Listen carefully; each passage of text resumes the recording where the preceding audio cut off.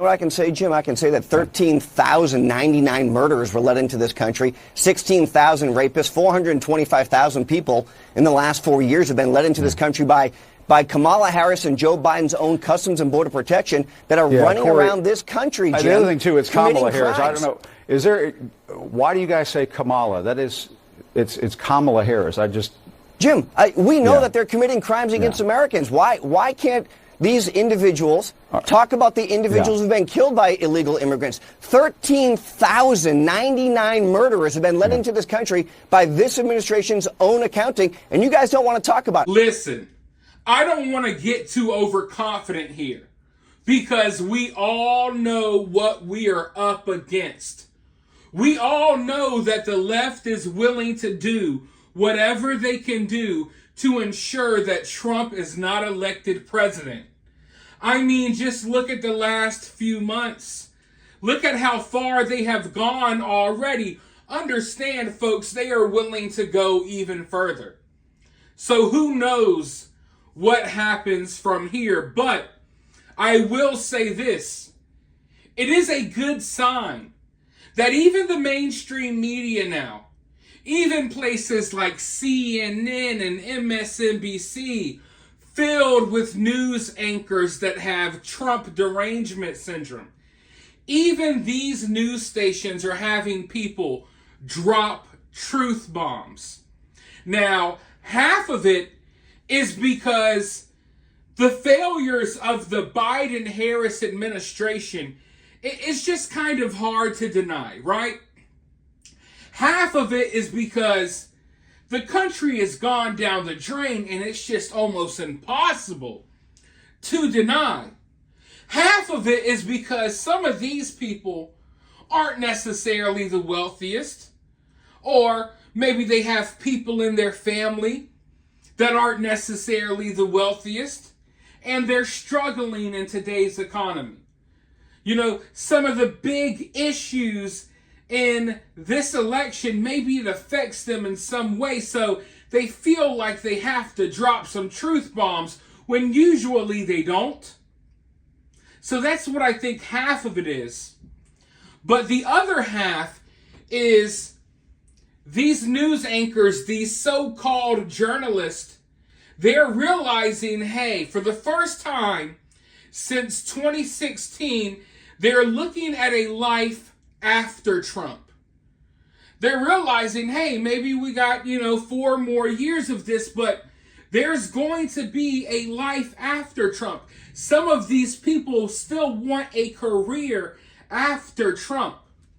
So yeah, maybe for the last 10 years, they've been raging out and acting crazy, and they've basically flushed whatever credibility they had down the drain. But some of these news anchors and so-called journalists, they're trying to regain whatever shreds of credibility they can because they see a light at the end of the tunnel when Trump is, goes on with his life or whatever happens. You know what I mean? Because let's say Trump wins. You got 4 more years, and then what are you going to do after that? So if you flush all of your credibility down the drain now, what career are you going to have post-Trump? So I think a lot of these people are realizing that now for the first time since 2016. And, the mainstream media, it's on the way out. Independent media is on the way in. Independent media is dominating. There's a reason why you're watching this channel instead of the mainstream media right now. But I really want to show you all this clip from MSNBC because this host has an absolute meltdown when one of the people that he brings on, and he's thinking that this guy's going to crap all over Trump because that's what he usually does, but the guy just drops a truth bomb, and I don't think the host saw it coming because he absolutely raged out afterwards. Let's go ahead and roll the clip, and then I'll be right back with more thoughts. A no for you after that. Why was it important for you to say no more Trump because of his January 6th conduct, and do you stand by that? No, I don't stand by it, and I'll tell you why. I've now lived 4 years under the Biden-Harris policies, and I have to say that those policies are not only becoming an existential threat to our country's way of life, but to our allies as well. So when you and Ambassador, this is I'll let you finish, but this is so striking. You said it was a no for me after that, after January 6th. I did. And here we are right now. I did. And you're saying it's a yes for you. It is a yes for me. It is an absolute yes for me. That is how badly the Biden-Harris team have prosecuted their job. But the whole point you seem to be making was that January 6th and that kind of attack on democracy is bigger than any policy difference. I am seeing so many attacks on democracy that eclipse January 6th.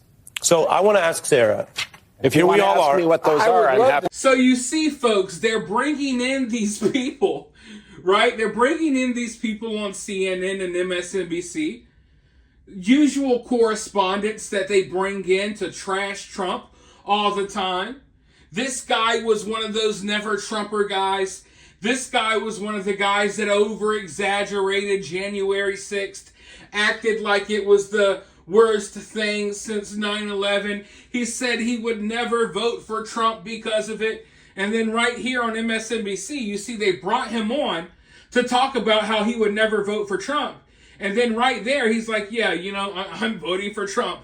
And he starts crapping all over Biden and Harris. But you see, I don't even really want to call it crapping all over Biden and Harris because it's not really a political thing. It's not like he's got his fangs out and he just wants to attack Biden and Harris. No, he's just, you know, trying to be somewhat realistic about the actual world that we're living in, about the actual country that we're living in. Because the more you deny it, I think the more people wake up to the fact that, hey, we can't trust the media. And you guys are sugarcoating and just basically lying about everything. Because we're out here and we're living life. We see how much the groceries cost at the grocery store. We see how much the gas cost at the gas pump. You know what I'm saying? We're out here living life and we see how you know, Biden and Harris and their administration has affected our economy and affected our everyday lives, which is the cost of living now. So all he did was drop a truth bomb and you saw that complete meltdown.